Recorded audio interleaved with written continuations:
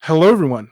Welcome back to another episode of Finalhazard, the prototype of the ultimate podcast. I'm your host, Matt, and as always, I'm joined by... Oh, I'm eating a burrito. It's me, Seth. You already know who I am. It's me, Seth. You already know who I am. I'm always on this shit. And with us today, we got... Hi, I'm Liam. I join here sometimes and I cause problems. I'm Ivan, I think. I'm hungry. And we actually have a special guest today. Introduce yourself. Hey, it's me, Chaomix. I like making funny Sonic videos on the internet. And he's fucking good at it. It's lit! Anyway, man, no, it's super dope to have you on. It's I'm such a big fan of your videos, so it's dope to finally have I guess our first real Sonic tuber guest. Awesome. Don't call him such a filthy word, Liam. Filthy word. Sonic tuber is treated like it's almost. I kind of I avoid that word sometimes. I don't blame you. I get why people say it. It's easier to say than Sonic content creator. But I feel like there's kind of a stigma to it. Because whenever someone says Sonic tuber, it's because they're about to trash talk them or something. Some clickbait thumbnail or something. Yeah, it's true. There always is some shit like that. It's like PokeTuber, honestly. Yeah, I feel actually the fan bases for those two franchises are kind of similar.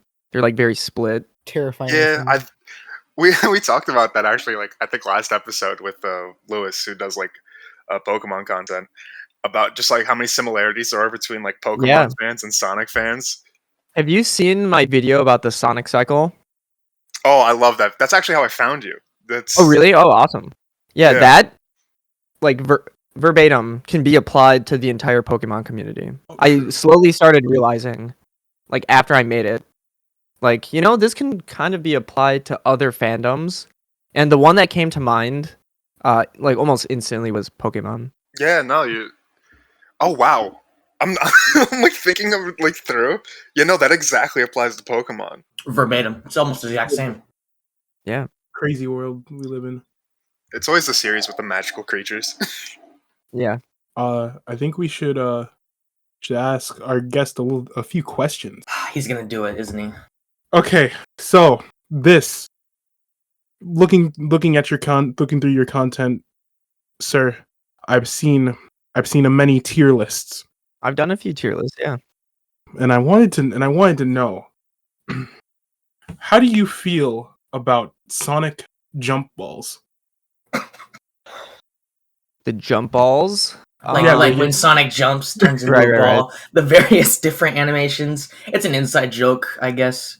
Yeah, what's We've asked it to every person who's come on the podcast. We've asked them their favorite jump. I do have opinions. I do definitely have opinions about the Sonic jump ball. I think the coolest Sonic jump ball is when it flickers between a sphere with a texture and then Sonic actually rolling. Oh. Have you guys played Project 06? Probably. I was just thinking of that. Yep. Yeah. There's a setting to enable that. And I think it originated from Sonic Adventure.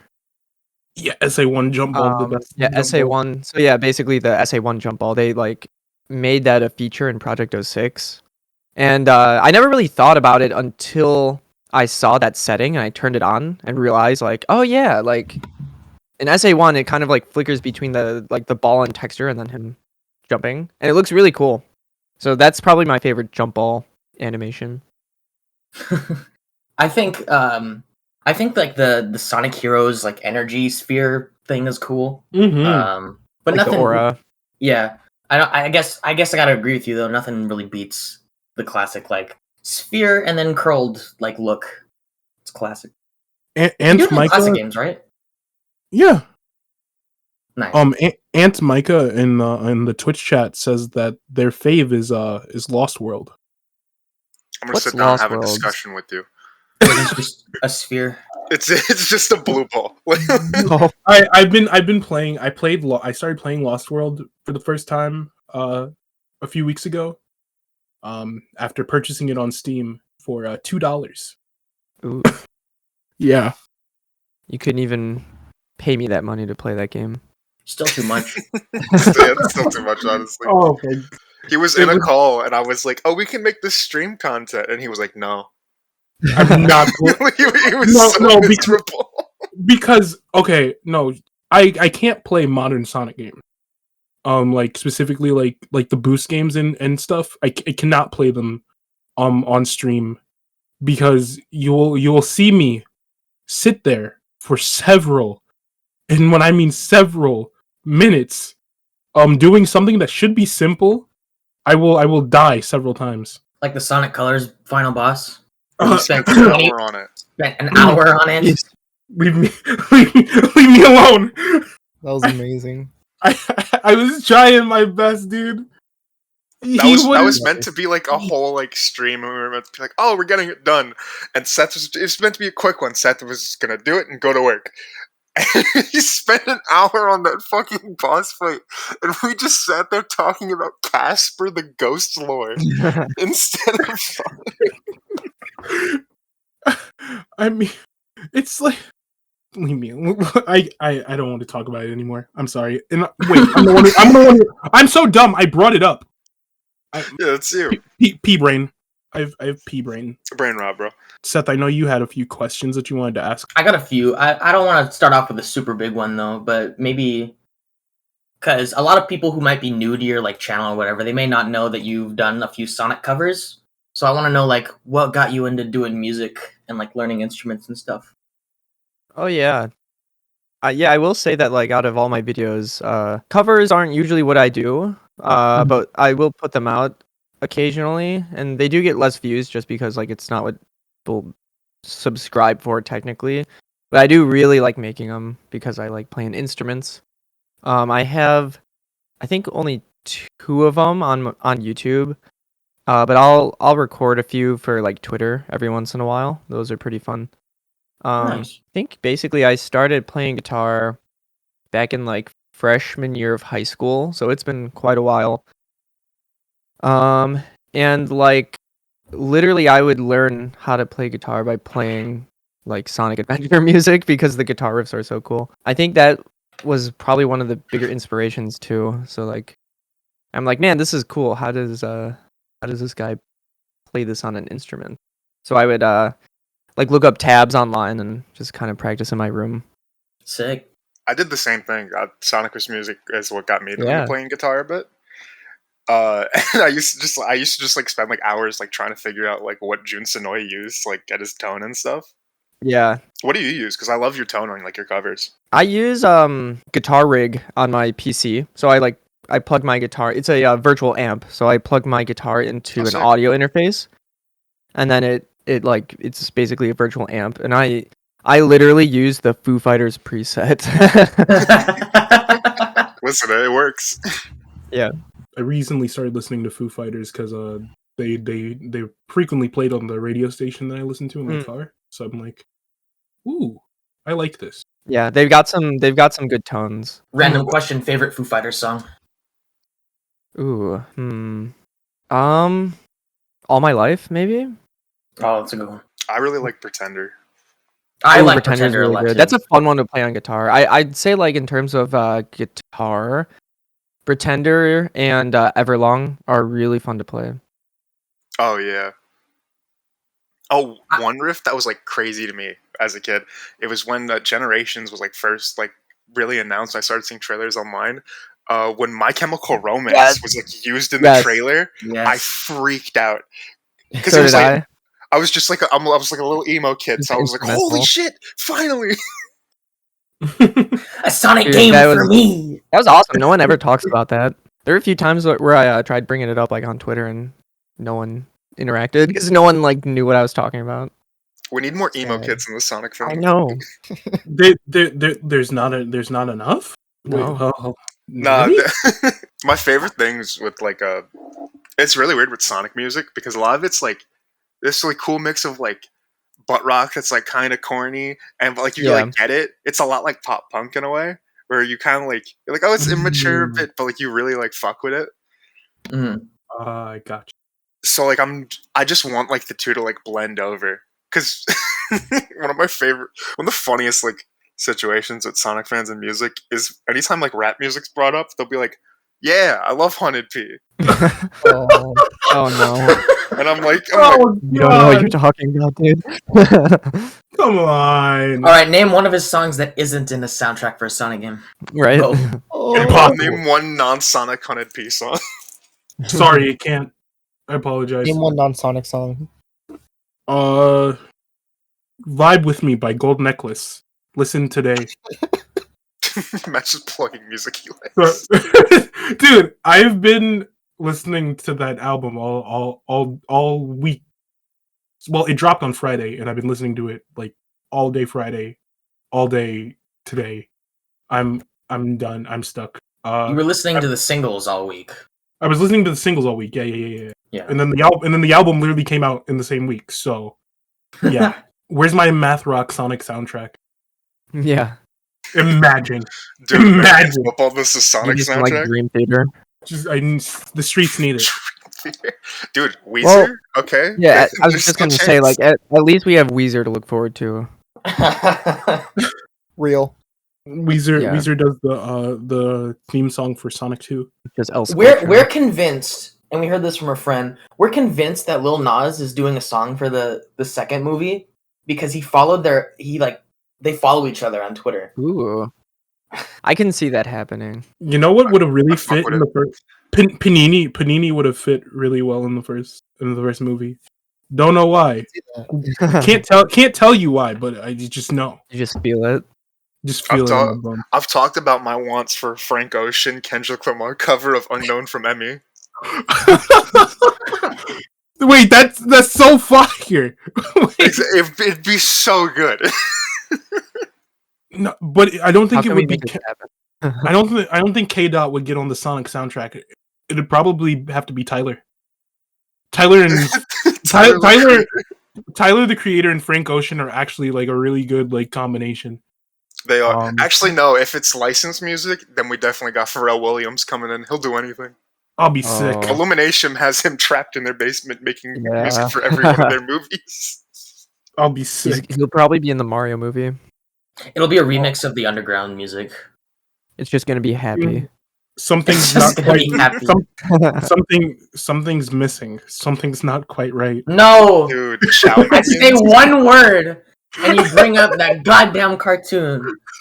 You literally brought it up. Here's another question for you: the thoughts on Sonic Underground? Everyone's favorite. Based. Based. Based on Yes, Sonic sir. Underground code. Finally. We've been we're currently watching every single episode. Good. And we've done like two videos, like three. It trains us episodes. every single time we do it. That's like a big like issue I think for us. Anytime we record, like we just get like super drained. Like, how do you go about that? Like after like recording maybe like a scripted video or something to like get your energy back to like do the next one. I don't know. I really don't know. I'm like kind of surprised that I haven't had any burnout yet, but like I will say that I do have a few things that really pump me up to like continue with certain videos. One of the biggest ones is like making thumbnails for the videos because like I draw my thumbnails and I usually try to just make them really crazy and weird or like just really cool looking. So like if I have like a really banger thumbnail, then I'm like, all right, dude, like I gotta finish this video. Like I'm the same way. I can't wait to like upload it and just have that thumbnail out there. Yeah, I'm the That's same like way. that's a big inspiration. I design a lot of them. Yeah, I let Seth redesign all the thumbnails for the podcast. They're That's the really word, man. good. Yeah, that's the word. Sorry, I was doing something on my other monitor. One of my favorite thumbnails that you've made is the Sonic smoking one. Oh, Dude, that's probably one good. of my favorite illustrations. I haven't put it in a YouTube video yet, but I want to eventually. So like actually, okay, one of my strategies for making videos is to sometimes just draw a picture and then try to come up with a video topic that would like I'd be able to use it for. Like I'm trying to go back, hold on. Like there's one specifically, like the game that made me leave the Sonic series, I think is one where I drew Goku in the, or I drew Sonic in the Goku pose where he's like about to teleport and sacrifice himself. And like, man, how can I like link this to a video? Also, my Shadow the Hedgehog soft around the edges video. I just drew this picture of Shadow. I'm like, what do I make now that I have this thumbnail? So I try to think of video ideas after the fact sometimes. I think usually, though, that's not the case. But sometimes I'll try linking video ideas after the fact, and that helps. That's a good idea. That's a cool way of like going about stuff. How did you end up going about the president's video with when it came to like coming up with that idea? Yeah, so yeah, I uploaded a video recently called "Which U.S. President Had the Best Sonic Games," and like there was a lot of reaction to that one, like on Twitter and YouTube. Like, what the hell is this video? Like, how did you come up with this? And it's really just the result of me like writing every single deranged video idea I have on like a Google Doc. And I remember putting this down like maybe a month ago. And I'm like, I don't know what this means, but maybe like later I'll figure out what I mean by this. So then like a few weeks ago, I'm like, you know what? Like, I think I know what this means now. I'm going to make a video on like which US president had the best era of Sonic games. It's like a prophecy that you don't learn until later. Yeah. Like, not even I know what it means sometimes. Like, I have just a bunch of weird thoughts that I've, that have popped up in my head, and I just write it down. And then sometimes I'll get to it like months later. I've had that too. I constantly like write scripts for videos, and then I just like see them. I'm like, wow, these are just not good, and I trash them constantly. I think I've done it 4 times in the past like 3 months. Yeah. I don't completely trash video ideas. I'll put them on the back burner for a long time. There was only one video that I thought I completely trashed. I'm like, it's not gonna work out. But like a week ago, I started picking it back up again. I think I'm gonna try finishing it up. Sweet. Yeah. Really Can't wait to see it. Hopefully, it's gonna be my next video. It's like about half done, script wise. Ooh. Oh, got my throat. Sorry. Ivan, do you have Hello. any questions prepared? What? Do you have any questions prepared? Ivan just woke up. No, I forgot. Sorry. My brain has been scrambled for the past week. Okay, so I think I have the most important question. All right, let's hear Do you it. think OJ did it? Oh, Yes. Oh, This will determine your character. It's like a Kingdom Hearts stat question. Yeah. Defense, offense, or OJ did it. This will determine your stats for the rest of the game. It's the RPG elements in Sonic Frontier. Yeah. Jesus Christ. Did you see that leak of Sonic Frontier where it's like the ghost girl? I heard about that, yeah. What was the one like it was like maybe like 2 days ago where they were like the ghost girl's like super sexualized? Oh yeah, Sonic's adventures with his big titty ghost anime GF. It sounds like a good premise. I'd play it. It's the I don't know how to feel about like the Rangers Frontier whatever like leaks, because it's like, here's the next big 3D Sonic game with an open world, and there's a ghost girl and she's hot, and like this sounds like the fakest Sonic game I've ever heard. And then it drops, and it's Secret Rings Part 3. Oh Yeah. no! Let's go. Finally. But since we're on the topic of Sonic 2022 or Frontiers or whatever they're gonna call it, what do you hope to see in it? I hope it's a good game. Oh, I'm excited for an open world game if it is, and it seems to be. Like, I think it will be open world. Like the title and the leaks do seem to be pretty reliable, I think. Mhm. And I do think like, all right, one of the main problems that I have with open world games sometimes, there's just this big map and you're getting from point A to point B, and the entire time you're doing it, you're just looking at your mini map in the corner of the screen and like holding forward. Like the second to second or minute to minute gameplay isn't that exciting usually.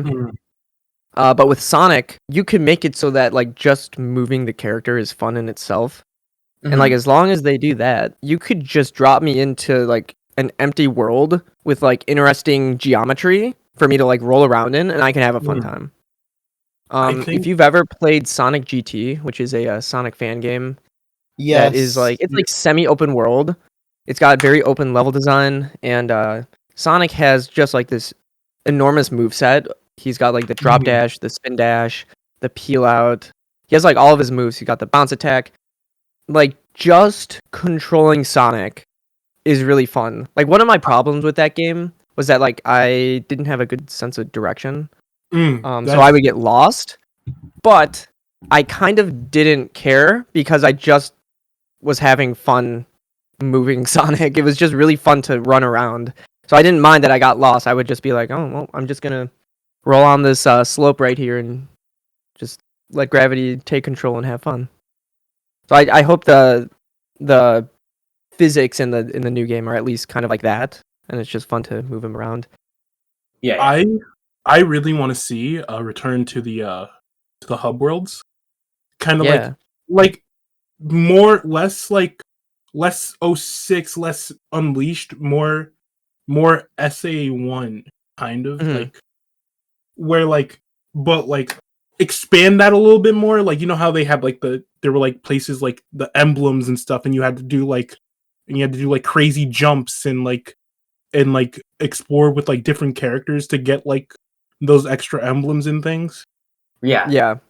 I think So you're thinking more like instead of an open world game, you have like these big sandbox like hub worlds that connect to levels. These big that they connect to the levels, and then like, and they're kind of like, and they have like level elements within them. Like so that interesting to move around in. Like maybe you got to go across this fucking loop-de-loop to get to the next zone, or like you gotta. Or you have to collect. I think like something like that, or like if they have upgrades hidden in the hub worlds, kind of like SA1. Make it almost like Metroidvania-y, where like you can't access certain things until like you get certain upgrades, and like once you do get those upgrades, then like entirely new areas kind of unlock. 06 kind of did that, but everything was like a little like it was a little boring because they like locked it all behind like storefronts and stuff. I remember being a kid and being so like lost and confused because I didn't know how to use the light dash to like collect all the rings, so I just couldn't get to Wave Ocean. So I just spent maybe the first 2 hours of Sonic 06 running around in the town.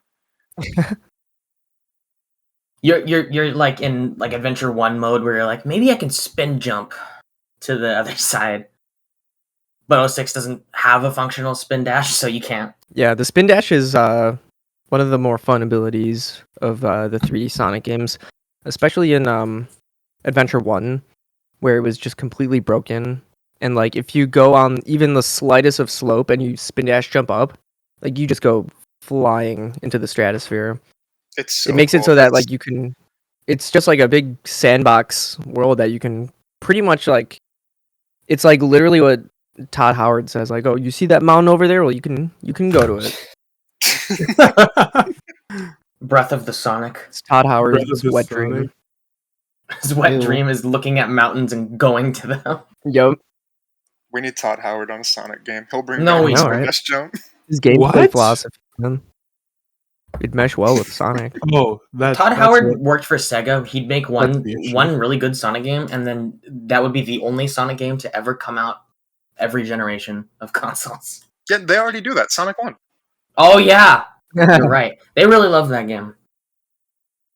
Too much. No more. I don't want Todd Howard working for Sega. I just kind of want him in the room and just being like, fellas, I got ideas. Oh, you? Yeah, that's how I am in every Figure 8 meeting. I have ideas. The scariest of ideas. Honestly. The Underground DM is still the scariest message I've ever gotten. The what DM? The Sonic Underground DM. So when it came to watching Underground, the way that we set it up was I just randomly typed in chat one day, hey fellas, want to watch Sonic Underground? And I made them sit in a call for like 2 hours. We suffered very scary. 2 hours well spent. They're all on our YouTube. Go check them out. That was an awful plug. You think I'm good at these things? Wait, why did my voice get locked into the pitch for a second? Oh no. My voice is broken. My voice box broke. I know we already asked about the jump balls, but No. no. What do you mean no? This is I know exactly what you're gonna ask. This is so important, dude. What's your favorite Sonic Idol animation? Oh my god. These are important questions. I think I like the one from Sonic 2 and also Sonic Adventure 2 where he's doing like the leg stretches. Yeah. Those are two really good ones. I am the one in Sonic 3 Knuckles where he's like doing the foot tap thing, but he's like super angry, and then he does like the little circle thing with his arms and points forward. Oh yeah, that's a good one too. He's like pointed forward. He's like, "Let's go, dude." Speaking of that kind of stuff, I was like messing around in Dragon Ball Z Kakarot just because I hadn't opened the game in like since it came out, and I was playing as like Piccolo, and I was just flying around, and I went to go use the bathroom, and I come back, and like Piccolo just like turns around and just goes, so. And I don't know. It was really funny. He's real. You know what? Actually, I take my answer back. I think Sonic Forces has the best idle animation. Oh. You know, he's right though. It speaks volumes about his character, what he went through in that game. He's very stoic. He doesn't even blink. Doesn't even move. Doesn't even blink. They really captured. That's how focused he is. He doesn't. Like he's in the sandy green hill zone. There's like sand blowing in his eyes, and he doesn't even blink. He's just that unfazed. They've really captured. Just that jaded. The war veteran. Unfaded hill of Sonic. Jaded hills. Jaded hills. Forces was just a whole fucking mess. That's a game that we will not we are not discussing on the podcast because I did it 3 years ago. Never again. Never again. I don't. Is that how hurt you are by that game, Matt? Oh, I'm not. I'm not hurt by it at all. I actually just don't give a shit. You talk about it like you're very hurt by it.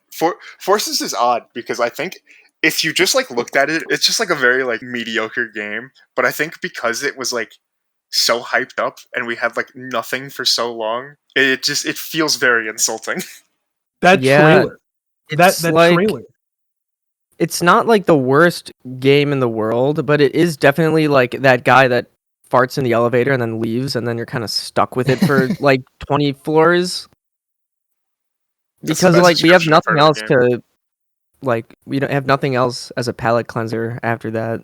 He's been gone for like 5 floors. It is offensive just in the fact that like really doesn't do anything new that like the previous Boost games had tried.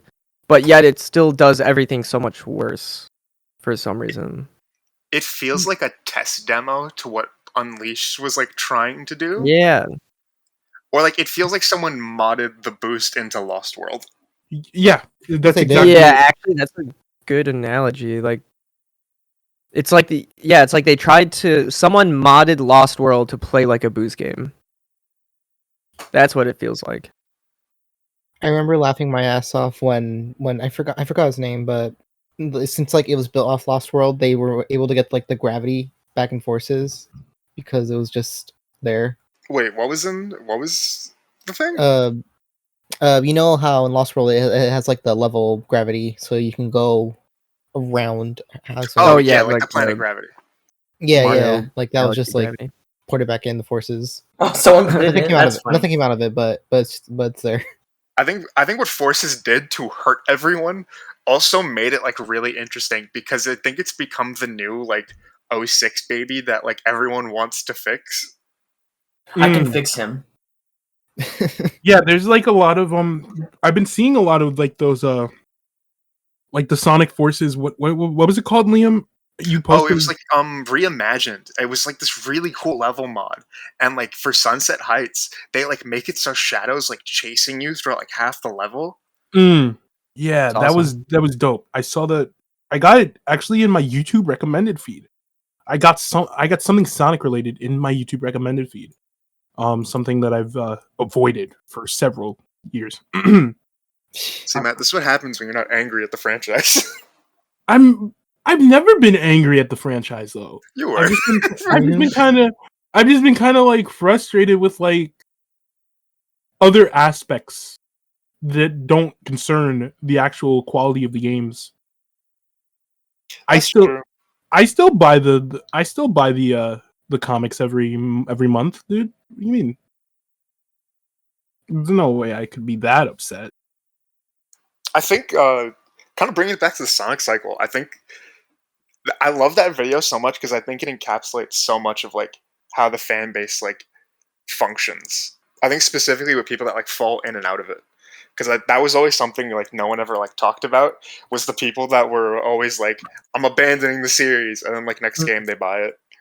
Yeah, I mean that's me too. Like I only started my channel like a year ago, and like before that, like I've always had interest in Sonic, and especially when I was a kid, growing up with like some of the classic games and then the adventure games. Started just like falling in and out of the series during like the Dark Age and Meta era. I think a lot of those like other Sonic cycle things like never accounted for the people that like kind of jump in and out, like depending on if they think the game is going to be good or not. There's like there's a lot of factors. Like even in the cycle that I made, there's like a lot of factors that aren't really considered. But I did try to just like simplify it as much as possible. Like even how I have it now, it is a little bit wordy, so it's impossible to account for like every single thing. I think it's because it's really hard because it's basically just like generalizing the entire like fan base and how we feel about the game. So it's always going to happen. Yeah, which is extremely diverse and huge. Like there's so many different types of Sonic fans. Like you have people that are fans of Sonic that don't even play the games. Yeah. Oh, like we have a friend, Poyo, doesn't like play Sonic games, but like Sonic. Yeah, crazy. I mean, there's like so many different like outlets for Sonic that you can consume and enjoy, and just completely ignore the others. Like I'm not like a huge Sonic comic guy, so I'm not like too into the comics, but like I play the games, and I really enjoyed like all the TV shows. So like even if I didn't play the games, like I feel like if I watched the TV shows just by themselves, I probably still would have liked Sonic as a kid. Yes, Sonic X was actually my introduction to like Sonic in general. So like, True. Yeah, I woke up on Saturday mornings to watch the Fox Box. Yeah. Yeah. I watched it on 4Kids. I would wake up. I think they aired on like Sunday mornings, and I would wake up, and I would get we had like this TV in our kitchen, so I would grab a chair because it was on top of our refrigerator. I would grab a chair so I could reach it. I would put in a blank VHS, and then I would tape record every single episode. Aww. And then I would also like stop it sometimes at the commercials to save space on the tape recorder. Mm-hmm. And then I would just like rewatch those episodes religiously. I also have that one.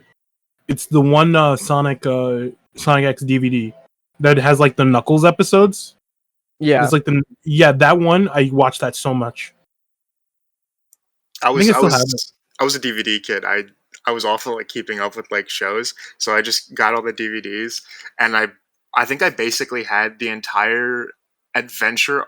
I have like a weird relationship with Sonic X, whereas I'm super nostalgic for this show, but I hate like the entire like Meta X era and stuff like that, which is usually the stuff that people love. But I just kind of like grew up watching like the whole like first season when they were on Earth. So when they ended up going to the Meta X era, I was like, I don't like this. I kind of fell off of Sonic X during that era too. Not because I didn't like it, but I think I just kind of stopped a little bit before the Meta X saga, and then I tried jumping back in, and there was this like crazy plot with robots in space. I'm like, what the heck is going on? And it was basically impossible for me to like tell what was going on, so I kind of just stopped.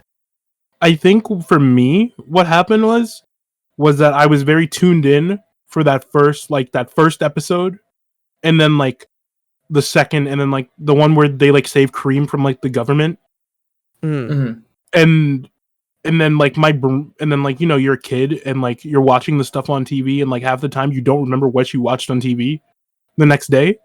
So like Sonic X just kind of tuned out of my mind. I think I became like a big Power Rangers fan at the time, like around that time. So I was like watching Power Rangers every Saturday instead.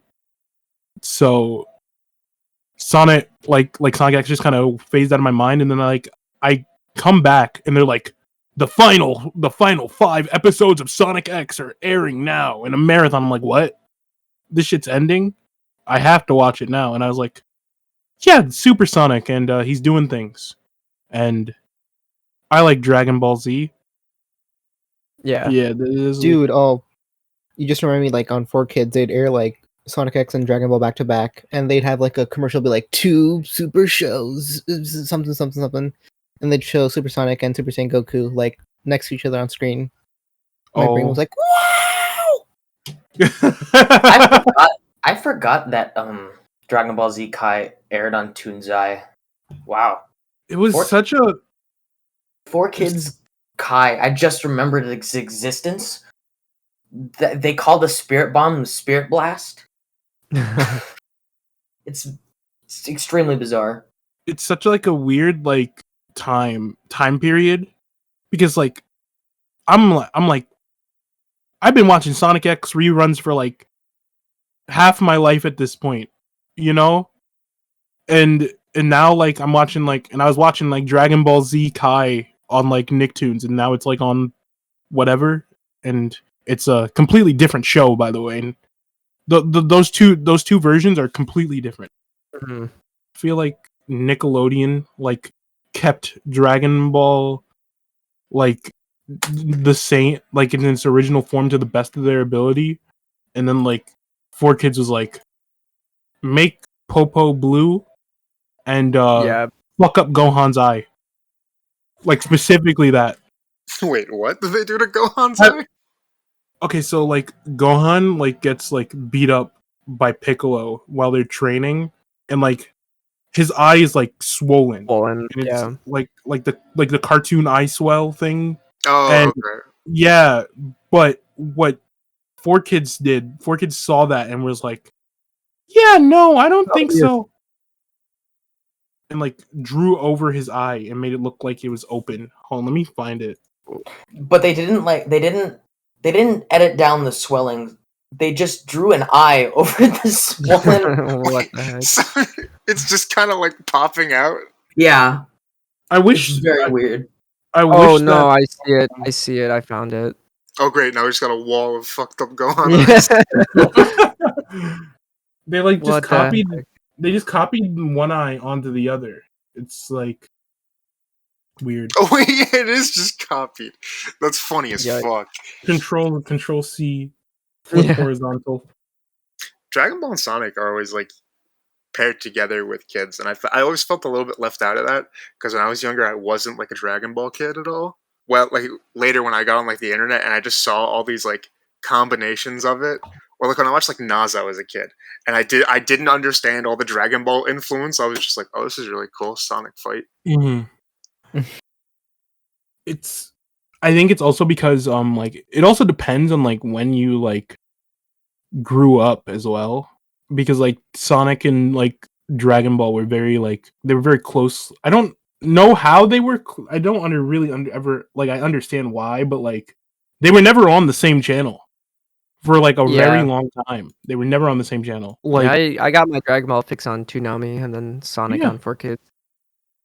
I would wake up. Then eventually Dragon Ball Kai would come to 4Kids, but I had already watched the series like 3 times at that point, and also Kai looks like complete ass. Sadly, it does. It does. It looks so The one bad. where they're all buttery and shiny, right? It's all No. They like tried tracing over like some of the scenes with like a digital pen. Yeah, because like cells And it would be looks really damaged. bad. Oh my god. I'm looking at Rush the picture Zone. now. Oh my, that screenshot. Rush Zone. That's the. Okay. Oh, here we go with Matt talking about obscure things that aired on TV once again. Y'all heard about Disney XD original series Aaron Stone? Actually, that's a good question. Chaomix, what's like a forgotten cartoon that you wish people knew about? Or like just a forgotten show? Megas XLR. Chicks dig giant robots? Hell yeah. Yeah. Let's go. The soundtrack of that show is amazing. Yeah. Yeah, Rush Zone is an NFL cartoon. Oh god. Oh, I remember. Yeah, that. with the NFL guys who are just like the logo. We're just the logo of the team, and like they have like hands and feet. Good God. It's actually sick, and like the kids and the kids like become like Power Rangers. It's crazy. Yeah. Dude, I feel like that would come on after Wild Grinders. Oh, I think they were by the same studio, dude. Can't even flex. Were they Canadian shows? I don't know what they were. I know Wild Grinders isn't originally Canadian because Rob Dyrdek is American, but they might have gotten a Canadian studio to animate it. No, Wild Grinders was Canadian. Canadian anime. Okay. Yeah. Yeah.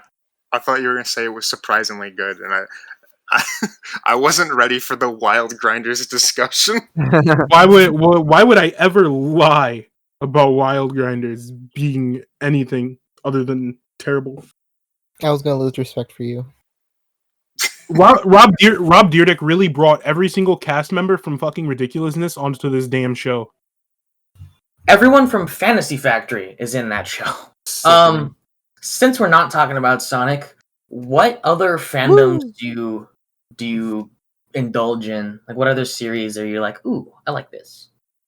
Obviously Dragon Ball. But besides that, Kingdom Hearts. I really like Kingdom Hearts. I'm like a Kingdom Hearts lore expert.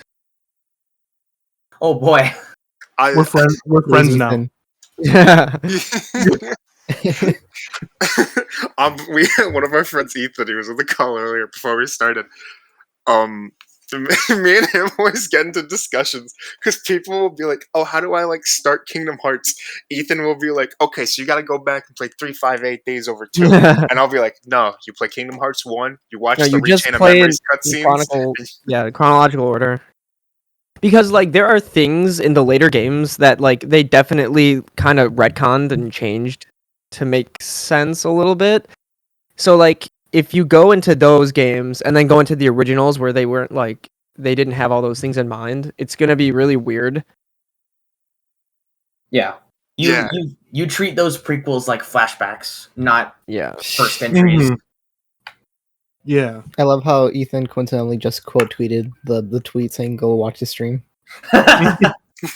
He knows. We brought up Kingdom Hearts and he was like, my calling. It's my time. He felt it.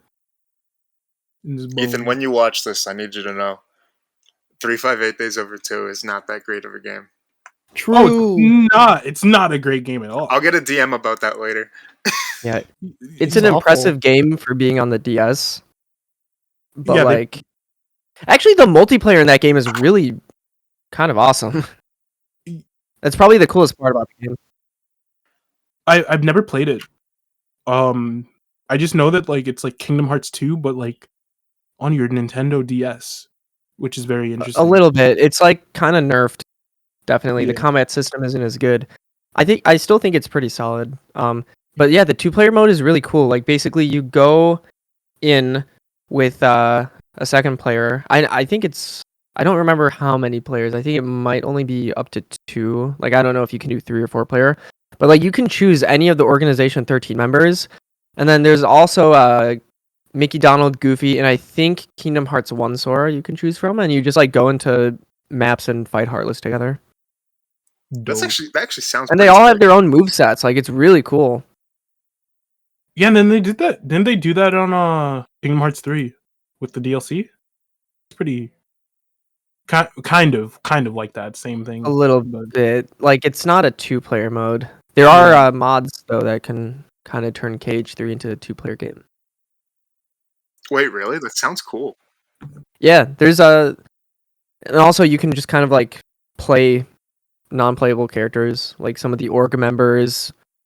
You can like swap out for Riku, Shion, Roxas, like all those main character people. Yeah, I think Kingdom Hearts 2 is my favorite though. I remember when I was very young, we never like my mom for some reason was like, no, we can't buy games at Blockbuster, but we could rent them though. So I would rent Kingdom Hearts 1, and I rented it so many times because it saved on the memory card. Yeah. So I rented can it so many continue. times that I eventually, over the course of like, I forgot how long, like a couple years, I like 100%ed the game when I was like 10 or something. I couldn't tell you how to do that now, but I did it. And that game is a bitch to 100%. Kingdom Hearts 1 especially is pretty difficult. KH2 is a lot easier. I got the platinum trophy for that in the HD collection. Kingdom Hearts 1 is a lot harder. Like the Moogle synthesis is pretty insane in that game.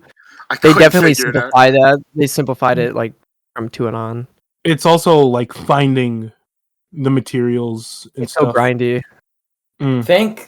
Thank God for game walkthroughs. Like there's like strategy guides. My friend had a really cool strategy guide for Kingdom Hearts. I love strategy guides. I wish they were kind of. There's a unique novelty. Yeah, they exist, but they're not as cool as they used to be. They're not as cool. Those old ones. What was the company? Prima? Yeah. Those. Hell yeah. Those are my favorite things ever. Dude, I just bought like a Sonic Adventure 1 2 months ago, and it has like the whole Y2K aesthetic as you read through the pages. It's so nice. That's cool.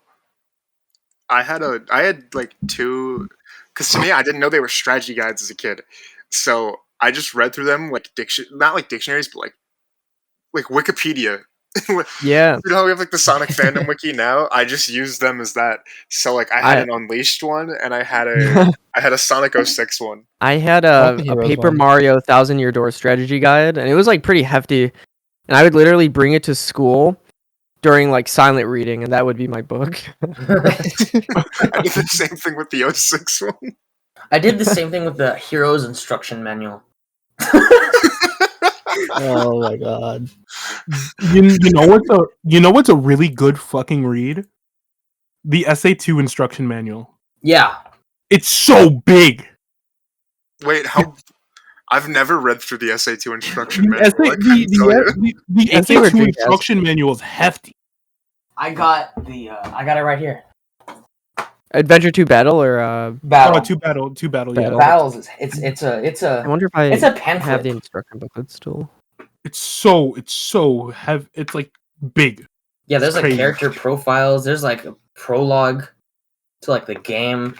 There's like every single upgrade, like what they do and where they are. I don't know. It's pretty cool. Is there a shot of Maria's body? Yes. There's an ad on the floor. There's an ad for connecting to Sonic Advance, and the connect like text is written in Comic Sans, and it's yellow with a red stroke. Ugh. So cool. The best part of SA2's aesthetic is the Comic Sans. So you're saying that if we rebrand with those colors and that font, it would be Sonic related? It would. We should do it right now. My stream layout is SA2 themed, and I do have Comic Sans to make sure it's completely authentic. That is awesome. I actually what's funny, so I have like a Sonic fan comic that I do, and I actually write the script in Comic Sans just for that extra for that extra oomph. Yeah. There's a study that if you write like essays or write anything in Comic Sans, like your brain can process it faster, and it like makes writing easier. It's really strange. Might do that. Maybe that's why STH comes out more often than Agros, Matt. Hey. No, it's just that STH just has content ready to go. I have to write and then draw every single thing from Agros. Right. But I already had things drawn for STH. Let's Sonic podcast. Yeah, woo! Featuring Chaomix.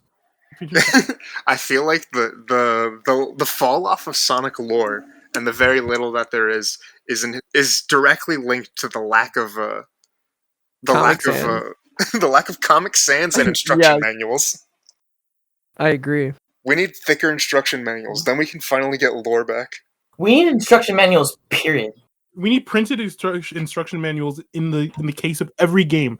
I don't want to see a DLC code. I want to know how to play the game. Teach me. And I don't want it in a PDF either. Matt, you'll say that and you won't read it, and you'll spend an hour on the Sonic Colors boss fight. Oh. Okay. I'll have you know. I'm gonna make you understand, okay? I jumped over the lasers, I jumped over the spike balls, and every time, and then all of a sudden, I'm dodging them, and then he starts speeding up. Who told him to speed up? Who told him to speed up the firing the lasers? Stop it! Let me jump. Let me do my thing. Let me live, please. Just want to get through it. But no. Eggman said, die. Oh, fucking! Have we heard anything about Prime recently? No. When is that meant to come out again? I think next year. Hopefully we get like a trailer or something. What do you think of the concept art that they've shown off for that, by the way? Yeah, that's the only thing we've really seen is the concept art. It looks pretty cool. Sonic shoes are interesting. Oh, also, there's another Prime, not Rangers or whatever it's called now. Wait, they changed the name? No, I thought Prime was the 2022 game. Oh. No, that's the Netflix show. Yeah. I'm like not a fan of like how everything has to be like a weird crossover verse brand thing nowadays. It's kind of annoying. Mm-hmm. I want to see like original stories. Like instead of doing something like completely standalone and original, like we need everything to everything needs to be a crossover or like some weird metaverse thing. Sonic into the Sonicverse, basically. Oh. That's how I've explained Sonic lore to people nowadays. If they like ever want an explanation, I just say, "Have you ever heard of like how Marvel does what if stuff? How everything's just like they're set like things. They're like, okay, Sonic is this guy, Tails is this guy, Knuckles is this guy, and then it just changes and they go on random adventures and they're not really connected." Okay, so one of the many running gags here on the podcast, whenever we talk about like Sonic news and stuff on here, we always talk. There's always a new character getting added to Speed Battle. Have you played Sonic Forces Mobile Speed Battle or whatever? A few times, yeah. They're adding Infinite, right? Yeah, the joke was that Infinite was never gonna get into the game. Yeah, it took them like 4 years. They put everybody in the game except for who they put in the game. They put like Lancelot and Excalibur Sonic. Yeah, what? yeah. What? In what world? In what they world? did for me, just for me only. Werehog Sonic 2. Werehog Sonic got in before Infinite. That's kind of sad. They put in the entire Deadly Six except for that one. Wait, did they put the entire Deadly Six in there? No. They put like half of them in. They put like half of them in. No, there's 3. Zavik, Zaz, and Xena. Oh my god, why do I know this? Xena isn't in it, is she? Oh no, she is. She is. Is she? Yeah. She is? Thinking about yeah. the Deadly 6. I hate him. I really hate the Deadly 6. Like, they could have been interesting if you wanted to, like, really, like, push for it. I'm not a fan of the designs, but, like, if you really wanted to push it, maybe you could give them some character. And people have been saying that they're, like, kind of better in the comics, but anytime I see it, I'm just like, this is just the same as the game. They make me, like, not want to, like, take interest in them, in the storyline that's going on, because they're there. I want to see, like, Starline. I want to see Starline do things. I want to see what's that big rat guy? The big rat guy who got introduced a few issues ago. He's cool. Wasn't there a story where they boot them back to the Lost Planet or whatever it was called, just so they can have a break for them? I don't know. I've bought a bunch of the issues, but I have not read them. I've been hearing the same thing of like, wow, they're so much better in the comics, and no, I don't see any difference at all. Get them away from me. They're all right. I've No, actually not even asked. alright, just boring. I've asked Ian Flynn on his pod. Like I submitted a question on his podcast. Like, you'd like to put the Deadly Six in comics? Do you just like them, or is it like a I can fix them situation? And he was like, a little bit of both. I've said for a long time, anyone like part of Sonic is probably a really good handyman. I feel like a majority of like crimes and stuff could have been solved if they just put Sonic fans on it. We'll fix anything. Yeah. Even things that don't need to be fixed, or like things that are just like unsalvageable. And sometimes it works. Like Project 06 is like really cool. But- Like I don't know how they did it. Sonic Riders X looked very cool and played very fun. Yeah. What's that? Still need a tutorial. Sonic Riders X is like a fan like remake of sorts of like Sonic Riders in Unity. It's by the same people who did Project 06. Oh shit, that's cool. It's dope. Just get good at the game, Matt. You don't need a guide. Skill issue. Ivan, Yeah. I want you Yeah. to understand something. I'm gonna get you. And I'm gonna make it look like a bloody accident. Okay, That's a Cat in the Hat reference. We've been going for like an hour now. I think we're good. After enough threats have been made to Ivan by Matt. I'll get him. I promise. Please find my body. Anyway, do you guys want to wrap it up? All right. Thank you guys for coming out to the stream, to listening to the podcast on all platforms, YouTube and Spotify, of course, respectively. Chaomix, do you want to like plug your stuff? Yeah, sure. Yeah, you can just find me on YouTube and Twitter. Those are probably my two most like active platforms. I tweet a lot. I do a lot of memes on Twitter. And then I do YouTube videos, obviously. So you can just find me at Chaomix on both of them. I try uploading on YouTube at least like once a week. Sometimes I'll miss a week, but yeah, you can find me there. I got some fun videos I try doing. So check me out there if you're interested in Sonic content. And yeah, that's pretty much it. Thanks for having me on, everyone. You're very welcome, dude. It was really nice to meet you, by the way. Very nice. Yeah. Yeah, good to meet all you guys too. A lot of fun. Alright, sweet. Peace. Can I say my bit? Oh yeah, Seth, say your closing line, which you've famously coined. See you next adventure, everybody.